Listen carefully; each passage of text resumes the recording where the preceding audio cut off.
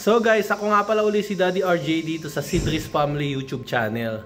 So today po, dadaling ko kayo dun sa tindahan at ito ay isa sa dahilan kung bakit hindi kami na-homesick sa Pilipinas.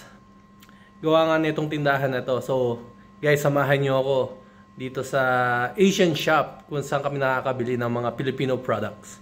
Oh, so guys, dumating na nga tayo dito sa isang Asian shop. Tong street na to ay punong-puno ng Asian shop. Ito yung favorite nating Asian shop sa Kathmandu. Dito tayo makakabili ng mga Filipino products na talagang nakakapawi ng pagiging homesick. Ayan ang mga example ng mga Filipino product dito.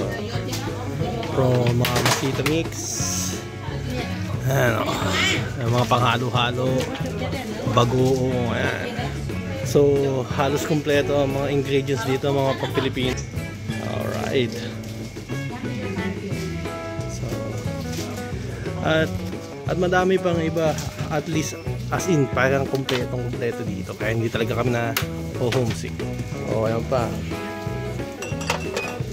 Mamasita. Oy.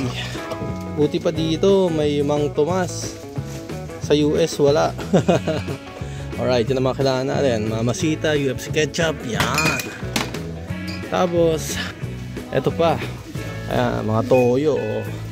Mga paboritong Philippines toyo. Suka, yan, bibili tayo niyan. At syempre, madami ding Asian product. Talagang madami namimili dito na mga Asiano.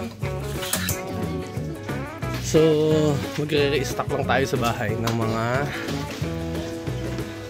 ingredients. Siyempre, look at that. Pansit Canton. O, di ba?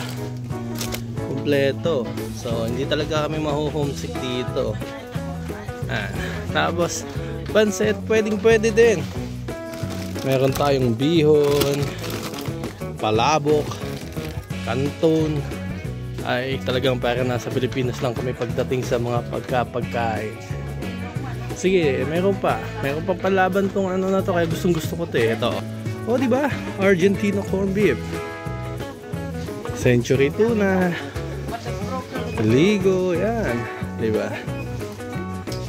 So talagang masasabi ko na napakaswerte namin at nandito kami sa City of Leuven na may mga tindahang katulad nito na nakakapagpawi ng craving namin sa mga pagkain. Oh, ito pa oh. Oh ha. Skyflakes, Graham. Yan. Para lang kami nag-grocery sa Pilipinas sa sobrang dami ng Filipino product. Tapos ito yung okay, chicharon, oasis, yan. So, hindi nyo talaga na-expect na may mga ganito dito sa Belgium. Pero hindi lahat ng city dito sa Belgium may mga ganito. Kaya yung mga kababayan natin dumadayo ay talagang dumadaan sa mga shop dito na talagang lapit-lapit. Ching-ching, dried mango. Saan ka ba? So, kaya hindi kami masyadong homesick. Ay te, kababayan. Ay. Bibidyo tayo para sa YouTube. Multitasking ka ha? Oo naman. Mustasa. Panggata. Diba mustasa ba to? Oo, mustasa to. Anyway, mustasa yan. Alright, so magagata tayo ng tilapia mamaya. Okay te, have a nice day. Video, okay, salamat. Alright, si ate, yung kababayan natin. Hello. Yan, kaya di talaga tayo mahu-homesick pagdating dito. Iniwasan ko na din ng mga bata dito eh, kasi napapadami ang ating pamimili. Mga Philippine products. Milo, Nido. So diba, hindi talaga kami makukulangan sa mga Filipino products. Chichiria. Tingnan natin. Yung Oishi nakita nyo na kanina eh. Alam ko may mga piatos din dito eh. Oh. Maggi noodles. Tingnan natin. Oh, mga dried banana. Grabe. Normally may nakita akong piatos dito, piatos. Ano ba bang may papakita natin dito? Of course, yung favorite ng mga Pilipino, hindi mawawala dito yon.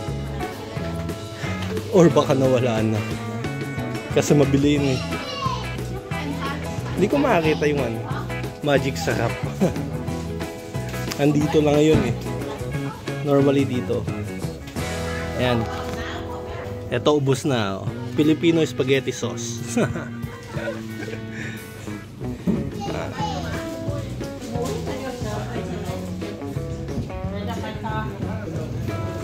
So, sorry, excuse me. So, talagang ayos na ayos kami dito sa Belgium pagdating sa mga Filipino food. Tapos yung mga frozen nila. Oh, ha? Gusto nyo ba ng saba?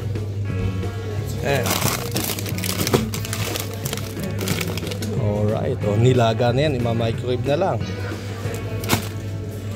Talaga naman. So, yan pa mga bigas. Dito ako nabili ng bigas.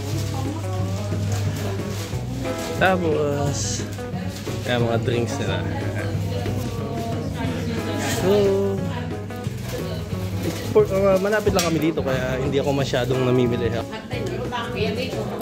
Ito pa. Yan ay bangus. The bone. Ano na yan? Marinated na yan.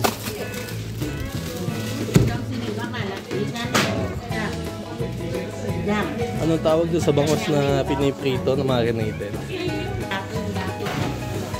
So, yun na nga. Kaya hindi kami namimiss, hindi kami naho-homesick dito sa Pilipinas pagdating sa pagkain. Gawa nila. Hi! Kilala ako dito.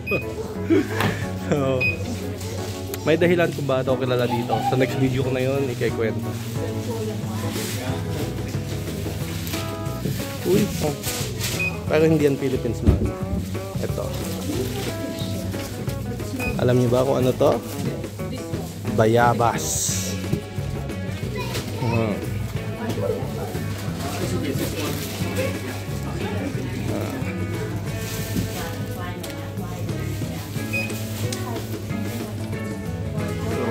Talaga. Alright, magbabayad na tayo kay ate. Kasi ate bumili ng patis. Ano nung ito? Chapato? Hindi, pang ano lang. Pag-ulang tayo. Pang mabilisan lang, microwave lang. Sitaw, mahal. Mahal lang siya. Mahal ang sitaw. Mas okay yung frozen. Talaga? Oo, ganun din naman. Kuya, yeah. Ate, kuya. Tinuturuan. Next time I can. Yeah. Dai. Kuya is Dai. And Didi. Baini. Nepalese sila, Nepalese. I learn Nepalese da. Danyabad.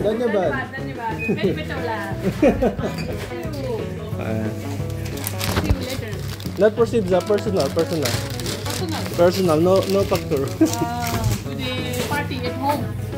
No, just normal food. All right. Few items I don't like. You don't like? Oh. Yeah, Not tasty. in Philippines, if the guys don't know how to cook, not handsome. Yes. And sing, ah. The guys need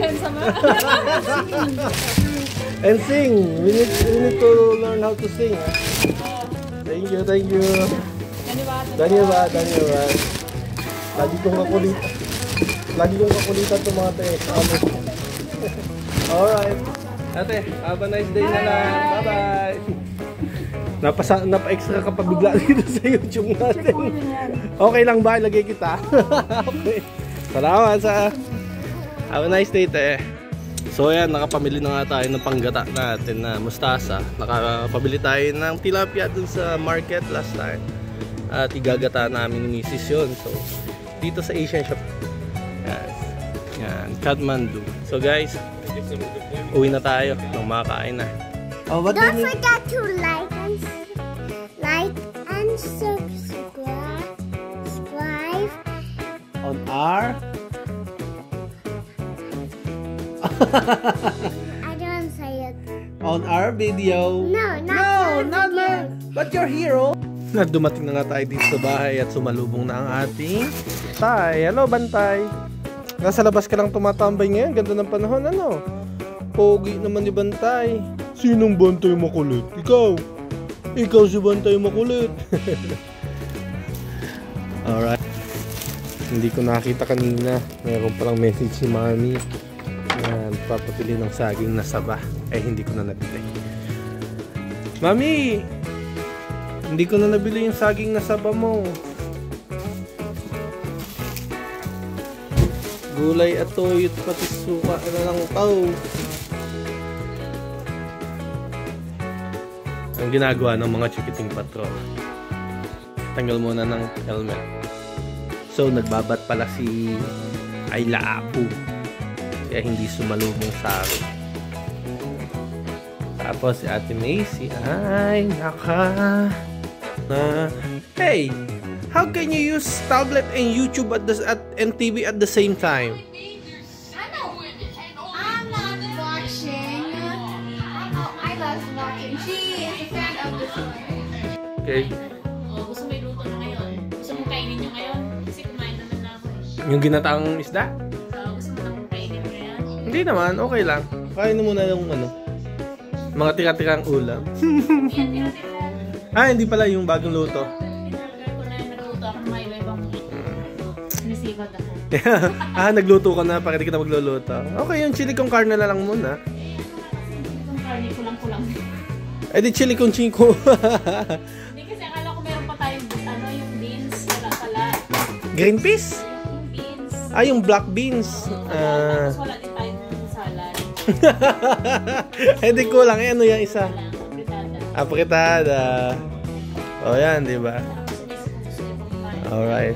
Nagluto na pala si Mami ng mga ulam-ulam. Isa pa ding way yung sa pagtitipid na magluluto na ng madamihan ng magkakaibang ulam, lalagay na lang sa rep or freezer para pag uulamin ay iinit na lang. Yun ay mga way ng pagtitipid dito sa amin sa Belgium. If you are not watching that, turn it off then. Turn it off, turn it off.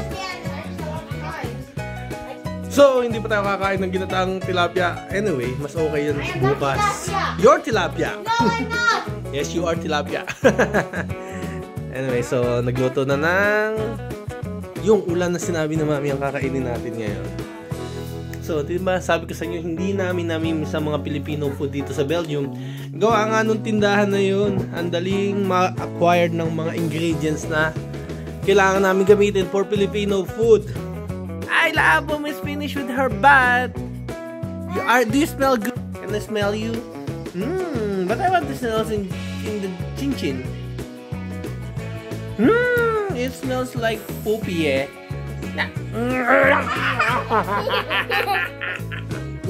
I want to eat too. You did not kiss me yet.